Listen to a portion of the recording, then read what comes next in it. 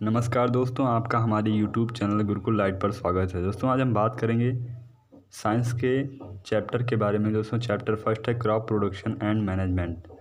इसका part 1 video हमने upload कर दिया है, आप YouTube चैनल पर जाकर देख सकते हैं। और पार्ट 2 वीडियो जो है आज अपलोड करने जा रहे हैं। तो चलिए दोस्तों अब वीडियो को हम शुरू करते हैं। जो हमने पिछली हेडिंग पढ़ी थी वो था मैनुअल सोइंग। अब नेक्स्ट हेडिंग है using a seed drill. Seed drill का उपयोग हम कैसे करते हैं। A seed drill can be pulled across the field using block और ट्रैक्टर। जो सीड ड्रिल होता है ये बैल के द्वारा या फिर ट्रैक्टर के द्वारा जोता जाता है। Seed sown using a seed drill are distributed evenly and placed at correct depth in the soil. जो सीड की बुआई होती है सीड ड्रिल का उपयोग करके, वो जो है बीज को एक सही तरीके से सही गहराई तक मिट्टी में उसको लगा देता है। अब नेक्स्ट हेडिंग है इरिगेशन मतलब सिंचाई। Seed sown in soil require water for their growth. जो सीड को हम मिट्टी में बोते हैं उसके लिए जल की आवश्यकता होती है। Water requirement differ from crop to crop. पानी की आवश्यकता अलग अलग फसलों में अलग अलग होती है। For instance paddy need a constant supply of water whereas wheat require water at regular interval. जैसे कि इसमें बताया गया है धान की खेती के लिए पर्याप्त मात्रा में पानी की आवश्यकता होती है, जबकि गेहूं की सिंचाई के लिए समय अंतराल पर जो है पानी की आवश्यकता होती है। Rainfall is one of the source of water for crop. वर्षा का पानी फसल की सिंचाई के लिए एक स्रोत है। As one can not always depend on rainfall. इसलिए हमेशा हमें वर्षा पर ही निर्भर नहीं होना चाहिए। Other ways of supplying water के साधन पानी के सप्लाई के लिए to crop have been devised. फसल के लिए अलग अलग हैं। Irrigation refer to artificial application of water. सिंचाई कुछ यांत्रिक कृत्रिम यंत्र के द्वारा पानी की सिंचाई होती है मिट्टी को सींचने के लिए। For assistant the growth of crop. फसल के उत्पादन के लिए सहायक होती है। Water for irrigation is obtain from well. पानी की सिंचाई के लिए कुआं से पानी लिया जाता है, रिवर नदी से, लेक झील से, रिजर्वर या फिर जहां पानी को एकत्रित किया जाता है ट्यूबवेल और ट्यूबवेल से। Methods of irrigation can be considered under two broad category traditional and modern. जो सिंचाई के मेथड हैं उन्हें दो कैटेगरी में बांटा गया है। पहला है ट्रेडिशनल जो परंपरावादी है, एंड मॉडर्न जो आज आधुनिक युग में हम प्रयोग कर रहे हैं। पहला है ट्रेडिशनल मेथड। आइए हम इसको समझते हैं क्या है। कैनाल इरिगेशन जैसे नहर से सिंचाई होती है तो ये पहले के ज़माने में होती थी। तो ये क्या था, हमारा परंपरावादी था, एक दूसरे को देखकर लोग करते आ रहे थे। फोरो इरिगेशन या फिर फ्लो इरिगेशन हो गया, चैन पंप, चैन के द्वारा, मोट पुली सिस्टम, ढेकली, राहट, water wheel are some of other traditional method of irrigation. ये सब कुछ दूसरे परंपरावादी सिंचाई के मेथड हैं। These method are cheaper. ये सब मेथड क्या थे, बहुत सस्ते थे, but often lead to wastage of water. लेकिन प्रायः इसमें आवश्यकता से अधिक पानी की बर्बादी होती थी। अब दूसरा मेथड है मॉडर्न मेथड, आधुनिक मेथड। स्प्रिंगल इरिगेशन, स्प्रिंगल के द्वारा सिंचाई, and drip irrigation are example of modern method. ये सब आधुनिक मेथड के उदाहरण हैं ऑफ इरिगेशन सिंचाई के। These method help in saving water. ये सब मेथड जो हैं पानी को बचाने में हमारी मदद करते हैं। जैसे कि एक पिक्चर बनाया गया है ऊपर वाला, स्प्रिंगल इरिगेशन के इसमें मेथड बताया गया है। इसमें क्या होता है, ऊपर से ऐसे पाइप लगाकर चारों तरफ पानी का छिड़काव किया जाता है। ड्रिप इरिगेशन क्या है, इसमें नाली के द्वारा पौधों तक पानी पहुँचाया जाता है। Care must be taken not to water the field excessively. हमें इस बात का ध्यान रखना चाहिए कि फील्ड में, खेत में पानी जो है अधिक ना हो पाए। एक्सेस वाटर ऑन फील्ड में cause a condition called water logging. अगर पानी खेत में अधिक हो जाता है तो उस कंडीशन को हम वाटर लॉगिंग कहते हैं। बीच में हार्म द क्रॉप, जो हमारे फसल को नुकसान पहुंचाता है, by decreasing the amount of air available to the root. जो उपलब्धता उसके जड़ में होती है उसमें हवा को कम कर देती है, leading to an increase in salt content of the soil. और जो साल्ट पाए जाते हैं, नमक जो उसके जड़ में होता है, उसको जो है बढ़ाने का कार्य करता है। नेक्स्ट टॉपिक है weeding and crop protection. Weeding मतलब निराई, एंड क्रॉप प्रोटेक्शन और फसल की बचत। Some time undesirable plant called weed. कुछ समय क्या होता है कि अइच्छुक पौधे जो ज़रूरी नहीं हैं वो उगाते हैं। कार्लवीड जिन्हें हम क्या कहते हैं, खरपतवार कहते हैं। Grow along with the crop, वो फसल के साथ उगने लगते हैं। अमराथस चौलाई, विल्ड ओट जंगली जो है खरपतवार, ग्रास घास एंड चेनोपोडियम बथुआ आर एग्जाम्पल ऑफ बीड, ये सब क्या हैं, खरपतवार के उदाहरण हैं। Weed need to be removed as they start competing with crop, जब खरपतवार फसल के साथ उगने लगते हैं तो उन्हें हमें खेत से निकाल देना चाहिए। फॉर एयर, जो कि सनलाइट और एयर एंड न्यूट्रिएंट्स और पोषक तत्वों को सही फसल तक नहीं पहुंचने देते हैं।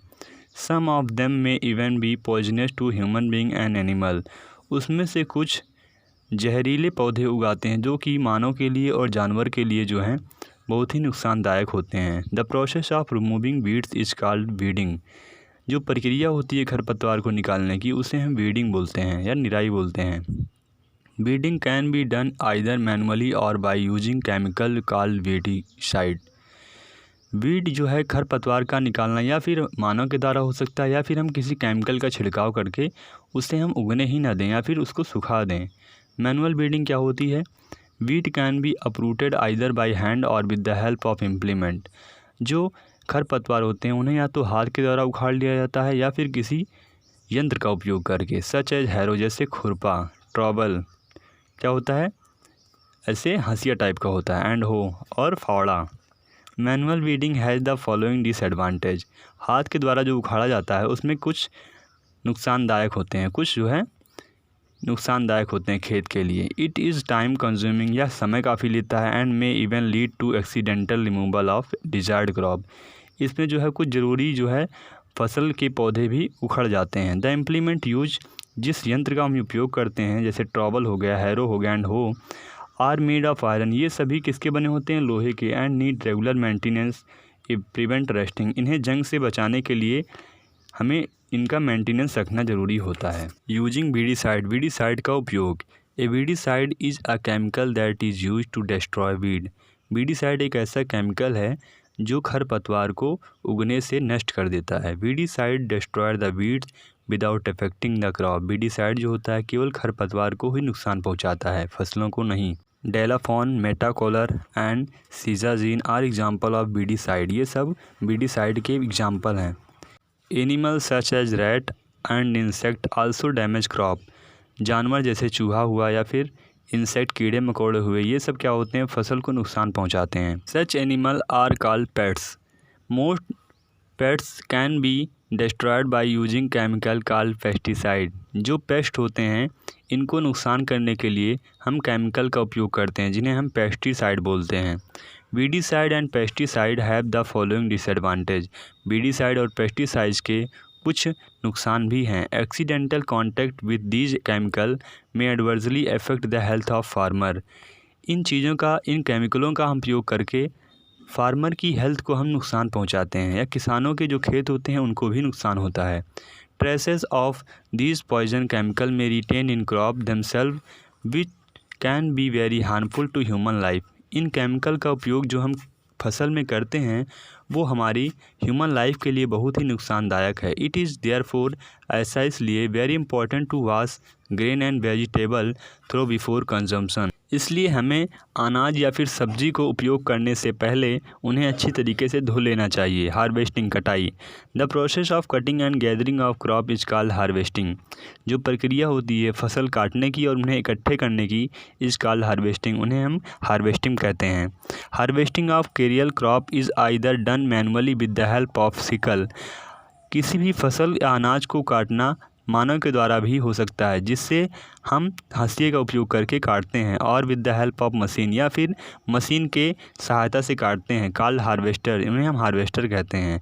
आफ्टर हार्वेस्टिंग, कटाई के बाद, the grain of cereal plant, जो अनाज होता है पौधे का, are separated from rest of the plant, उन अलग पौधों से करने के लिए दिस इज डन थ्रेशिंग और विनोइंग, या थ्रेशर या फिर विनोइंग, ओसाने या फिर थ्रेशिंग के द्वारा हम उनको अलग प्रकार के पौधों को हम दूर करते हैं।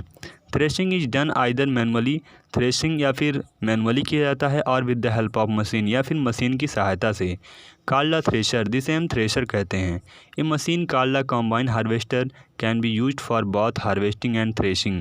आज के ज़माने में कुछ कॉम्बाइन हार्वेस्टर का उपयोग होता है जो कि हार्वेस्टिंग और थ्रेशिंग दोनों कार्य को साथ साथ कर देते हैं। Winnowing which involve the separation of grain from chaffs, seed coverings and tiny piece of leaf of stem. Winnowing ओसाने की जो प्रक्रिया है उसके द्वारा हम क्या करते हैं, अनाज में उपयुक्त सभी घास फूस या फिर दूसरे पत्तियों के जो पीस होते हैं या फिर उनके तने जो होते हैं छोटे छोटे, उनसे अलग करने के लिए हम उन्हें विनोइंग के माध्यम से अलग करते हैं।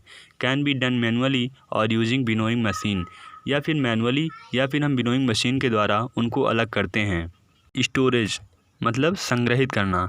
Harvested grain need to be stored before they are made available for consumption.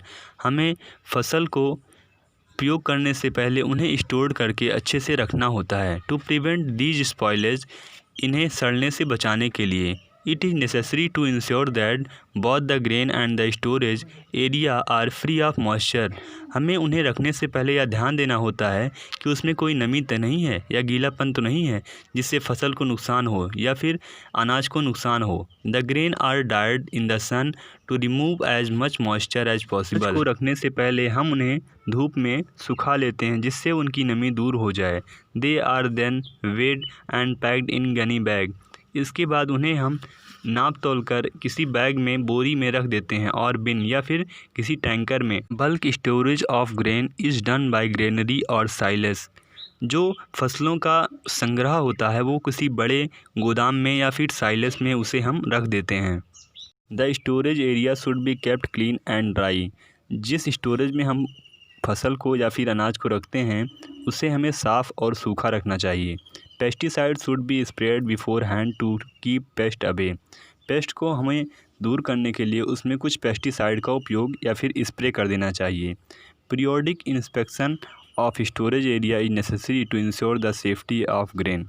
अगर हम उन स्टोरेज को साफ़ सफाई देंगे या फिर उन्हें स्प्रे कर देंगे तो इससे क्या होती है, हमारी फसल, हमारा अनाज बहुत ही सुरक्षित रहता है। इंक्रीजिंग क्रॉप यील्ड, फसल के उत्पादन को बढ़ाने के लिए। Carrying out the basic agriculture practice, जो हमारी आधारभूत कृषि की प्रैक्टिस है, systematically can sustainably increase crop yield. उसे हम सिस्टम से करें और आसानी से करें तो इससे हमारे फसल का उत्पादन बढ़ता है।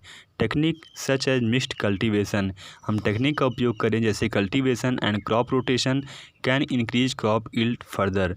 हमारे फसल को उगाने में कल्टीवेशन और क्रॉप रोटेशन बहुत ही मदद करते हैं। मिक्स्ड कल्टीवेशन क्या होता है? In this type of cultivation, इस टाइप के कल्टीवेशन में 2 or more different type of crop are sown in particular field at the same time. 2 या 2 से अधिक फसल को हम एक ही खेत में एक ही समय में बो देते हैं। The crop chosen are such that the nutrient need of one crop are fulfilled by the other. यदि हम इस प्रकार की फसल को बोएं जिससे एक फसल को जो न्यूट्रिएंट्स की आवश्यकता होती है वो दूसरी फसल उसको पूरा करे। फॉर एग्जांपल, जैसा कि a leguminous plant, a plant having seed a long pods such as chickpea और मूंग। प्रकार की फसलों को हम एक ही खेत में बो सकते हैं जैसे चिकपी हुआ या फिर मूंग हुआ। Along with a cereal such as wheat, जैसे कि इसमें गेहूं का भी हम साथ में उपयोग कर सकते हैं।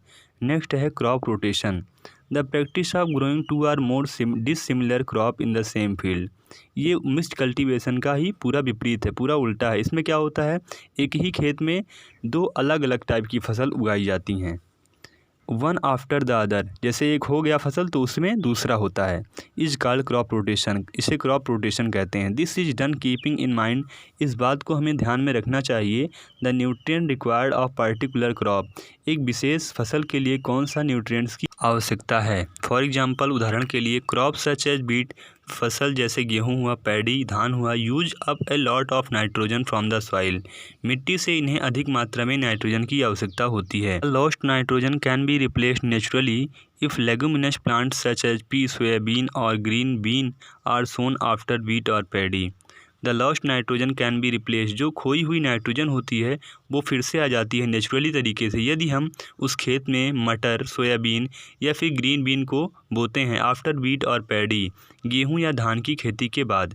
Leguminous plant have a special kind of bacteria, leguminous plant में एक स्पेशल प्रकार का बैक्टीरिया होता है जिसे हम कहते हैं nitrogen fixing bacteria in their root, जो कि उनके जड़ों में पाया जाता है। दैट हेल्प, जो सहायता करता है in restoring the nitrogen content of soil, मिट्टी में नाइट्रोजन के कंटेंट को फिर से रिस्टोर करने के लिए। This is done by the process of nitrogen fixation, यह नाइट्रोजन फिक्सेशन प्रक्रिया के द्वारा किया जाता है। फूड फ्रॉम एनिमल, जानवरों से भोजन। We obtain many kind of food item from animal, हम जानवरों से विभिन्न प्रकार के भोजन को प्राप्त करते हैं। Rearing animal on a large scale for food and other need, हम जानवरों का पालन पोषण करते हैं एक बड़ी मात्रा में भोजन और दूसरी चीज़ों को प्राप्त करने के लिए। इज कॉल्ड एनिमल हस्बेंड्री, इसे एनिमल हस्बेंड्री कहा जाता है। Here are some example of food product obtain from animal, यहाँ पर कुछ उदाहरण हैं जो कि हमें जानवरों से मिलते हैं। Such as cow, buffalo and goat.